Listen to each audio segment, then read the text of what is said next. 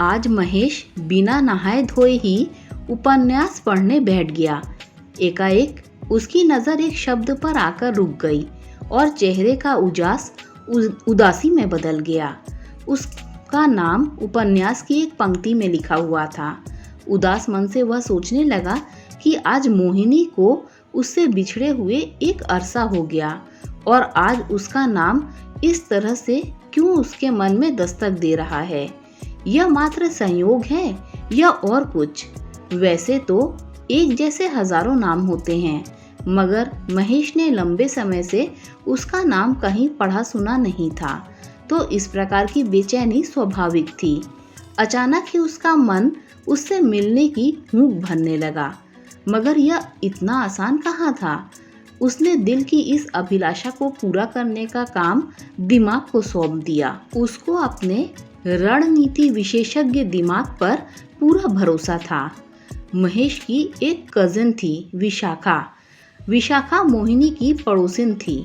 वह मोहिनी की खास सहेली थी, मगर महेश कभी उससे मोहिनी के विषय में बात करने का साहस नहीं जुटा पाया। पर एक दिन बातों बातों में ही उसने विशाखा से मोहिनी के पति का नाम वगैरह जान लिया। फिर महेश ने मोहिनी के पति श्याम को फेसबुक पर फ्रेंड रिक्वेस्ट भेजी। श्याम ने उसकी रिक्वेस्ट स्वीकार कर ली। उसकी हसरतों को एक खुशनुमा ठहराव मिला। यहाँ से महेश और श्याम फेसबुक फ्रेंड्स बन गए। अब मिशन शुरू हो चुका था। महेश श्याम की फेसबुक पोस्ट पर कमेंट या लाइक जरूर देता। अब लाइक और कमेंट की वजह से महेश और श्याम में जान पहचान हो चुकी थी। वैचारिक रूप से भी काफी करीब आ चुके थे दोनों। एक दिन महेश ने श्याम से उसका पर्सनल नंबर मांगा। मेरे सभी फेसबुक फ्रेंड्स का नंबर मेरे पास है, आप भी दे दें, कभी न कभी मुलाकात भी होगी। इस पर श्याम ने कहा, कभी हमारे शहर आना हो तो ज़रूर मिलिएगा, मुझे खुशी होगी। महेश तो इसी मौके की तलाश में था। अगले हफ्ते सेकंड सैटरडे था। महेश को वह दिन उपयुक्त लगा और उस दिन महेश उसके शहर पहुंच गया। उसने मोहिनी के पति को कॉल किया कि मैं अपनी कंपनी के किसी काम से आया हुआ हूँ, सोचा आपसे मिलता चलूं। आप कृपया अपना पता बता दें। आप वहीं रुकिए, मैं अभी पहुंचता हूं, कहकर श्याम ने फोन रख दिया। बस चंद मिनट का फासला है मेरे और मोहिनी के बीच, महेश सोच रहा था। इसी मौके का तो बेसब्री से इंतजार कर रहा था वह। एक सपना सच होने जा रहा था। उसे करीब से दिखूंगा तो कैसा महसूस होगा, वह अब कैसी दिखती होगी, उसने क्या पहना होगा। ढेर सारी अटकलों में घिरा उसका बावरा मन व्याकुल हुआ जा रहा था। तभी श्याम उसे लेने आ गए। दोनों ने एक दूसरे के हालचाल पूछे। फिर वे महेश को लेकर अपने साथ अपने घर पहुंचे और पानी लाने के लिए अपनी पत्नी को आवाज दी। अपने दिल की धड़कनों पर काबू करते हुए महेश ने दरवाजे की ओर आंखें गड़ा दी थी। अब मोहिनी ही पानी लेकर आएगी, लेकिन पल भर में ही उम्मीदों पर पानी फिर गया। पानी नौकरानी लेकर आई। इतने में श्याम बोले, मैंने आपकी फेसबुक प्रोफाइल देखी है, आप तो राजनीति पर अच्छा खासा लिख लेते हैं। आप भी तो कहाँ कम है जनाब, महेश ने हंसते हुए जवाब दिया। फिर सिलसिला चल पड़ा चर्चाओं का। लोकल पॉलिटिक्स, गांव और शहर की समस्या, आतंकवाद और न जाने क्या क्या। बातों ही बातों में महेश का स्वर एकदम से रुक गया। आंखें पथरा गईं, चेहरे पर सन्नाटा छा गया। सोफे और कुर्सी की हलचल थम सी गई। श्याम महेश की भाव भंगिमा परख तो पा रहे थे, मगर समझ नहीं पा रहे थे यह क्या। अपने हाथों में चाय की ट्रे पकड़े हुए वह महेश के सामने खड़ी थी। उसकी आंखों में अनुराग की अकल्पनीय असीमता थी। उसका चेहरा चंचलता की स्वाभाविक आभा से आलोकित हो रहा था और उसके होठों पर मधुरिमा मुस्कान थी। महेश की रगों में उसे छूने की अति उत्सुकता जाग उठी। उसका मन कर रहा था कि इसी पल उसे आलिंगनबद्ध कर ले, किंतु यह संभव नहीं था। वह ज्यों-ज्यों महेश के करीब आ रही थी, त्यों-त्यों महेश की धड़कनें बढ़ती जा रही थी। कैसे हो? उसने महेश को चाय का प्याला थमाते हुए पूछा। मैं ठीक हूँ, आप कैसी हो? महेश ने पूछा। उसका जी और महेश का आप नाटकीयता का प्राकर्ष था। मोहिनी ने कहा, मैं भी ठीक हूँ। मोहिनी के पति आश्चर्य में दोनों का चेहरा देख रहे थे। उनके मन में उठते हुए भावों को मोहिनी पढ़ चुकी थी। इसीलिए उसने कहा, अरे हाँ, मैं आपको बताना भूल गई, मैं इनको जानती हूँ। मेरी जो सहेली है ना विशाखा, जिससे मैंने आपको अपनी शादी में मिलवाया था, ये उसके कज़न है। इनसे एक दो बार विशाखा के घर पर ही मुलाकात हुई थी, तभी से जानती हूँ। प्रेम अपने वास्तविक धरातल पर आ ही जाता है। महेश को यकीन नहीं हो रहा था और शायद मोहिनी को भी। दो प्रेमी आमने सामने खड़े थे और महेश चाहकर भी उसे छू नहीं सकता था। दोनों के बीच अब समाज की दीवारें थी। महेश श्याम से बात कर रहा था और कोशिश कर रहा था कि सब सही रहे। फिर भी महेश की आंखें उसी की चंदन सी काया को निहार रही थी। ढेर सारी बातें और किस्से हो गए। अब चलूंगा, आज्ञा दीजिए, कहकर महेश जाने के लिए उठने लगा। अरे कहाँ जा रहे हो? खाना तैयार है, आप पता नहीं फिर कब आओगे, श्याम ने कहा। एक अजब सी कश्मकश थी मन में। महेश आत्मीय निवेदन ठुकराने का दुस्साहस नहीं कर सका और बैठ गया। महेश को जब भोजन परोसा जा रहा था, तब वह रसोई से आती जाती मोहिनी को बड़े ध्यान से देख रहा था और सोच रहा था कितनी खूबसूरत लग रही है। वैसे ही तेज कदमों से चलना, हाल बदले थे पर चाल वैसी ही थी। उसके हाथ का बना खाना बहुत स्वादिष्ट था। भोजन किया और निकलने लगा। फिर कुछ सोचकर बोला, आप अपना नंबर दे दो, विशाखा को दे दूंगा, आपको बहुत मिस करती है। मोहिनी ने पति की ओर देखा और स्वीकृति मिलने पर नंबर दे दिया।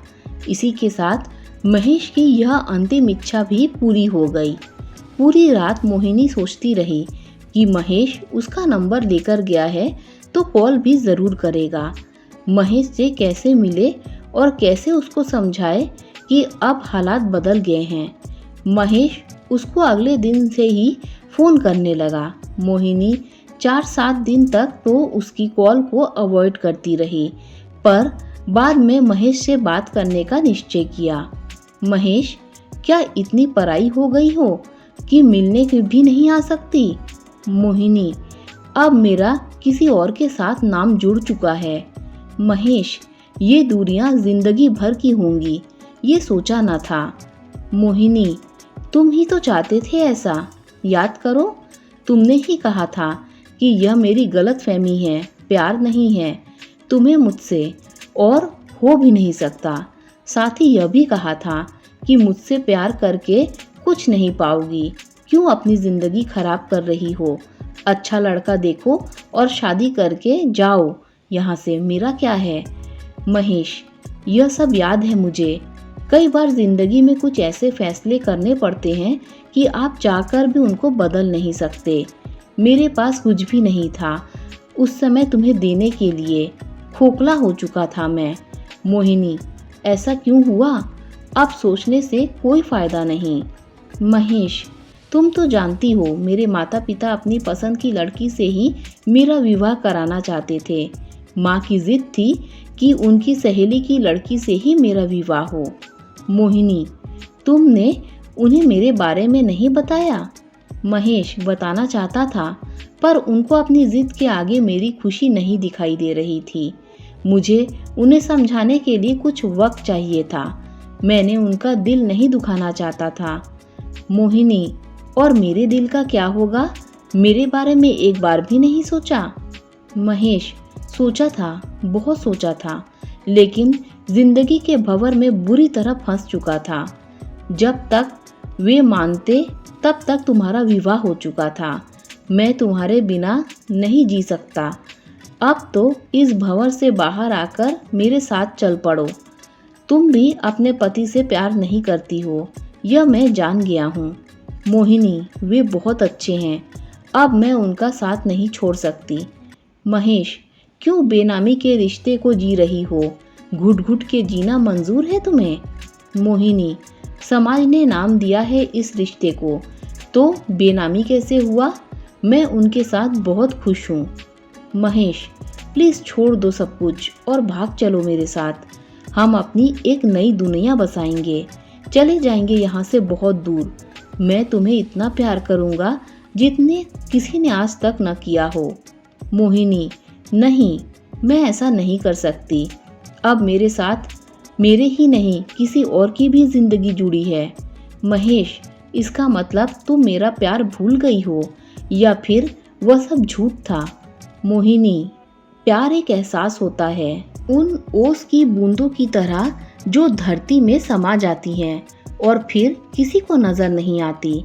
हमारा प्यार भी ओस की बूंदों की तरह था जो हमेशा मेरे दिल की जमीन पर समाहित रहेगा।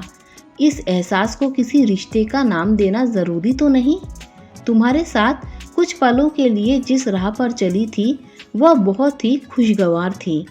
उन राहों में लिखी कहानी शायद मैं कभी नहीं मिटा पाऊंगी, लेकिन अब उन राहों पर नहीं चल पाऊंगी। मैं तुमसे बहुत प्यार करती थी और शायद आज भी करती हूँ और करती रहूंगी। पर महेश, पर क्या? मोहिनी, अब हम एक नहीं हो सकते। तुम्हारा प्यार हमेशा याद बनकर मेरे दिल में रहेगा। अब तुम कोई दूसरा हमसफर ढूंढ लो। मैं 4 कदम चली तो थी मंजिल पाने के लिए, पर कुदरत ने मेरी राह ही बदल दी। महेश, तुम चाहो तो फिर से राह बदल सकती हो। मोहिनी, प्यार का एहसास ही काफ़ी है मेरे लिए। प्यार को प्यार ही रहने दो। कभी कभी जीवन में कुछ रिश्तों का नाम देना ज़रूरी नहीं है। क्या हम दोनों के लिए इतना काफ़ी नहीं कि हम दोनों ने एक दूसरे से प्यार किया? सब कह दिया तुमने, बस एक आखिरी सवाल का जवाब दे दो। महेश ने कहा। हाँ पूछो, मोहिनी बोली। आज तक कभी 1 मिनट या 1 सेकंड के लिए भी तुम मुझे भूल पाई? महेश ने पूछा। नहीं, अपनी हिचकियों को रोकने की नाकाम कोशिश करते हुए मोहिनी बोली। महेश, एक वादा चाहता हूँ तुमसे। मोहिनी, क्या? महेश, वादा करो, जिंदगी में जब कभी तुम्हें मेरी ज़रूरत महसूस होगी तुम मुझे फौरन याद करोगी। मैं दुनिया के किसी भी कोने पर होऊंगा तो भी ज़रूर आऊँगा। चलो, खुश रहना। कोशिश करूँगा कि दोबारा कभी तुम्हें परेशान ना करूँ, लेकिन दोस्त बनकर तो तुमसे मिलने आ ही सकता हूँ। मोहिनी, नहीं, अब हम कभी नहीं मिलेंगे। दोस्ती को प्यार में बदल सकते हैं, पर प्यार दोस्ती में नहीं। मेरे जीवन की आखिरी सांस तक मैं तुम्हें नहीं भूलूंगी। मोहिनी इतने पर ही नहीं रुकी। सवाल तो बहुत से थे मन में, बस आज उन सवालों पर विराम लगाती हूँ। मेरे लिए इतना ही काफ़ी है कि तुम मुझे प्यार करते हो। महेश, यह कैसा प्यार है? चाह कर भी मैं तुम्हें छू नहीं सकता, तुम्हें देख नहीं सकता, तुमसे बात नहीं कर सकता। मोहिनी, यह फैसला तुम्हारा था, अब तुम्हें अपने फैसले का सम्मान करना चाहिए। बहुत देर हो गई, बस यही चाहूँगी कि तुम सदा खुश रहो और कामयाबी की ओर बढ़ते रहो। बाय। महेश, बाय। महेश को दूर से आते एक गीत के बोल सुनाई दे रहे थे। क्यों जिंदगी की राह में मजबूर हो गए, इतने हुए करीब कि हम दूर हो गए। दोस्तों, अगर आपको ये कहानी अच्छी लगी हो तो लाइक शेयर सब्सक्राइब कीजिए। Thanks for watching this video.